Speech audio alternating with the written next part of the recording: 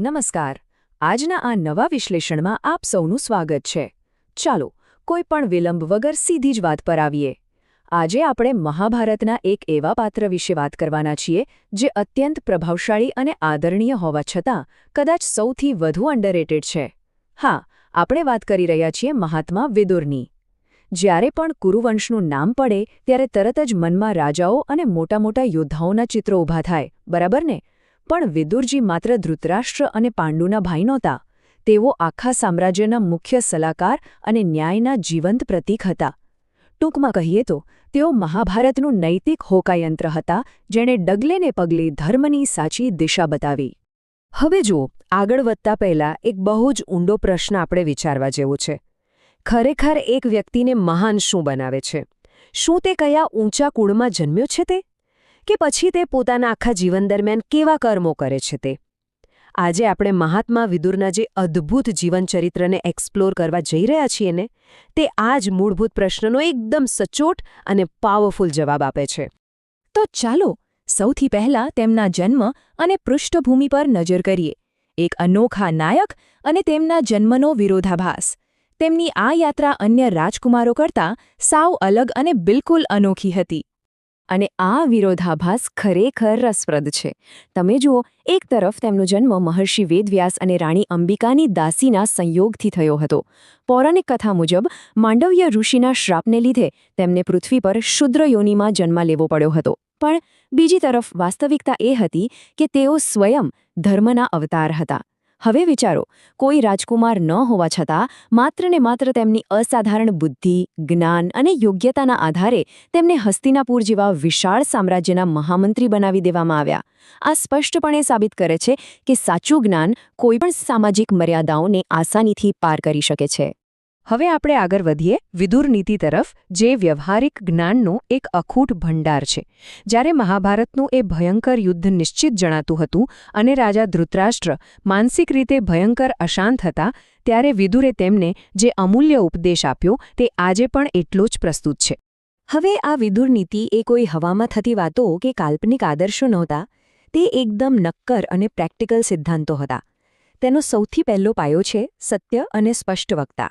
આખા હસ્તિનાપુરમાં વિદુર એકમાત્ર એવા વ્યક્તિ હતા જે સત્તાની ટોચ પર બેઠેલા રાજા ધૃતરાષ્ટ્રની બરાબર સામે બેસીને કોઈપણ જાતના ડર વિના તેમની ભૂલો ગણાવી શકતા હતા. અને બીજો સિદ્ધાંત છે રાજધર્મ. તેમણે હંમેશા એ વાત પર ભાર મૂક્યો કે ભાઈ, રાજાનો વ્યક્તિગત સ્વાર્થ કે તેનો પુત્ર પ્રેમ ક્યારેય પણ પ્રજાના હિત કરતાં મોટો ન જ હોઈ શકે. બિલકુલ સટીક વાત, ખરું ને? આ પછીનો મુદ્દો છે અડગ ન્યાય, અધર્મ સામે નિડર વલણ. કારણ કે ખાલી સારી સલાહ આપવી એ એક વાત છે, પણ ખરેખર તે સિદ્ધાંતો પર જીવી બતાવવું એ સાવ અલગ વાત છે. જુઓ, તેઓ હસ્તિનાપુરના અન્નાશ્રિત હતા, એટલે કે કૌરવોના રાજ્ય પર જ નિર્ભર હતા. તેમ છતાં તેમનો આત્મા, તેમનો સપોર્ટ હંમેશા પાંડવો સાથે હતો. કેમ? કારણ કે પાંડવો ધર્મનું પ્રતીક હતા. અને આ ન્યાય માત્ર વાતોમાં નહીં, પણ તેમના કાર્યોમાં પણ સ્પષ્ટ દેખાતો હતો. ચાલો તેમના ચારિત્ર્યના બે બહુ જ નિર્ણાયક પ્રસંગો જોઈએ. પહેલો પ્રસંગ, જ્યારે દુર્યોધને લાક્ષાગૃહમાં પાંડવોને જીવતા સળગાવી દેવાનું એક ભયાનક કાવતરું ઘડ્યું ને, ત્યારે વિદુરે જ બહુ ચતુરાઈથી મ્લેચ્છ ભાષામાં યુધિષ્ઠિરને ગુપ્ત સંદેશ આપીને ચેતવી દીધા અને સુરંગ બનાવીને તેમનો જીવ બચાવ્યો. અને બીજો પ્રસંગ તો આનાથી પણ વધુ પાવરફુલ છે, દ્રૌપદી ચીરહરણ. જ્યારે આખી સભામાં ભીષ્મ પિતામહ અને ગુરુ દ્રોણ જેવા મોટા મોટા દિગ્ગજો અને મહારથીઓ એકદમ મૌન બેઠા હતા, ત્યારે આખી સભામાં માત્ર ને માત્ર વિદુર જ હતા જેમણે ઊભા થઈને આ ખુલ્લા અધર્મનો સખત અને ઉગ્ર વિરોધ કર્યો હતો. હવે વાત કરીએ શુદ્ધ ભક્તિની. તેમની આ અડગ નૈતિકતા અને નિડરતા જ એ કારણ હતું કે સ્વયં ભગવાન પણ તેમનો ખૂબ આદર કરતા હતા. શ્રીકૃષ્ણ અને વિદુર વચ્ચેનો સંબંધ એકદમ શુદ્ધ ભક્તિનો હતો, જે આપણે એક બહુ જ પ્રચલિત અને સુંદર પ્રસંગ દ્વારા સમજી શકીએ છીએ. આ પ્રસંગ સાચી ભક્તિ શું છે ને એનું બેસ્ટ ઉદાહરણ છે. જ્યારે ભગવાન શ્રીકૃષ્ણ શાંતિદૂત બનીને હસ્તિનાપુર આવ્યા, ત્યારે તેમની સામે બે વિકલ્પો હતા. એક બાજુ દુર્યોધને તેમના માટે આખો 56 ભોગ તૈયાર રાખ્યો હતો, જે સંપત્તિ અને રાજવી અહંકારથી છલકાતો હતો. પણ કૃષ્ણએ તે આલિશાન મહેલ અને ભોજનનો સીધો અસ્વીકાર કર્યો અને તેઓ પહોંચી ગયા સીધા વિદુરના સાદા ઘરે. ત્યાં તેમણે અત્યંત પ્રેમથી વિદુરના ઘરની સાદી ભાજી ખાવાનું પસંદ કર્યું. આ શું દર્શાવે છે? એ જ કે ઈશ્વર હંમેશા માત્ર શુદ્ધ હૃદય અને ભક્તિ જુએ છે, વ્યક્તિનું પદ કે સંપત્તિ નહીં.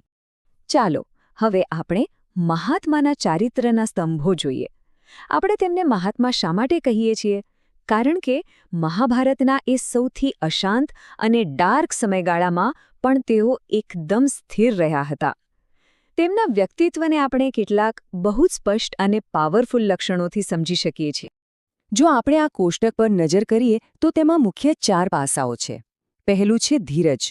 ગમે તેવી ટેન્શનવાળી કે મુશ્કેલ પરિસ્થિતિ હોય, તેમણે પોતાનું માનસિક સંયમ ક્યારેય ગુમાવ્યો નહીં. બીજું છે ત્યાગ. જ્યારે યુદ્ધ અનિવાર્ય બની ગયો ત્યારે અધર્મી કૌરવોનો સાથ આપવાને બદલે છેવટે તેઓ સત્તા છોડીને તીર્થયાત્રાએ નીકળી ગયા. ત્રીજું નિષ્પક્ષતા.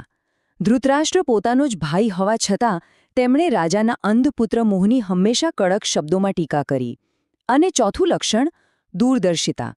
તેઓ પહેલેથી જ જોઈ શકતા હતા અને ચેતવણી પણ આપતા હતા કે દુર્યોધનની આ હઠ આખા કુરુવંશનો રફેદફે કરીને સર્વનાશ કરી દેશે.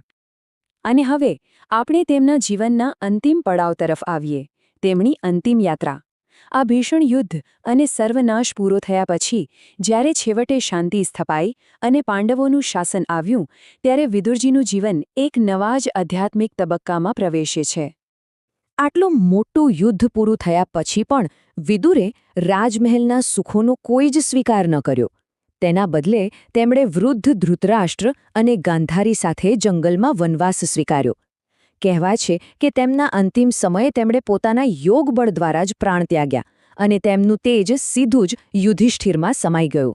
હવે આ કોઈ સામાન્ય ચમત્કાર નહોતો. આની પાછળનો ઊંડો અર્થ એ છે કે વિદુર અને યુધિષ્ઠિર આ બંને સાક્ષાત ધર્મના જ અંશ હતા. એટલે અંતે ધર્મનું ધર્મમાં જ વિલીનીકરણ થયું. તો આ આખા વિશ્લેષણનું નિષ્કર્ષ શું છે? સૌથી મોટી અને મહત્વની વાત એ છે કે કોઈપણ વ્યક્તિનો જન્મ ક્યાં થયો છે ને એનાથી કોઈ ફરક નથી પડતો. સાચી મહાનતા ફક્ત અને ફક્ત તમારા કર્મ, તમારું જ્ઞાન અને તમારી નીતિમત્તાથી જ પ્રાપ્ત થાય છે. મહાભારતના એ રક્તરંજિત અને હિંસક અંધકાર વચ્ચે મહાત્મા વિદુર એક શાંત, સ્થિર અને પ્રજ્ઞાવાન દીવા સમાન ઊભા રહ્યા. તેમણે ક્યારેય પોતાનો નૈતિક પ્રકાશ ઝાંખો પડવા ન દીધો. અને હવે જેમ આપણે આ વિશ્લેષણના અંત પર છીએ, ત્યારે આપણે બધા એક બહુ જ વિચારવા જેવો પ્રશ્ન પૂછવાની જરૂર છે. આજના આ આધુનિક અને કોમ્પ્લેક્સ વિશ્વમાં જ્યાં ઘણીવાર માત્ર સત્તા અને સંપત્તિનું જ વર્ચસ્વ દેખાય છે, ત્યાં આપણે વિદુર નીતિની આ નિડર નૈતિકતા અને નિષ્પક્ષ ન્યાયને આપણા રોજિંદા અને પ્રોફેશનલ જીવનમાં કેવી રીતે ઉતારી શકીએ? ખરેખર આ પ્રાચીન સિદ્ધાંતો આજે પણ આપણને સાચો માર્ગ બતાવવા માટે એટલા જ સક્ષમ છે. આ વિશે ચોક્કસથી વિચારજો. આજના આ એક્સપ્લેનરમાં જોડાવા બદલ આપ સૌનો ખૂબ ખૂબ આભાર. સત્યની શોધ કરતા રહો અને હંમેશા કંઈક નવું શીખતા રહો.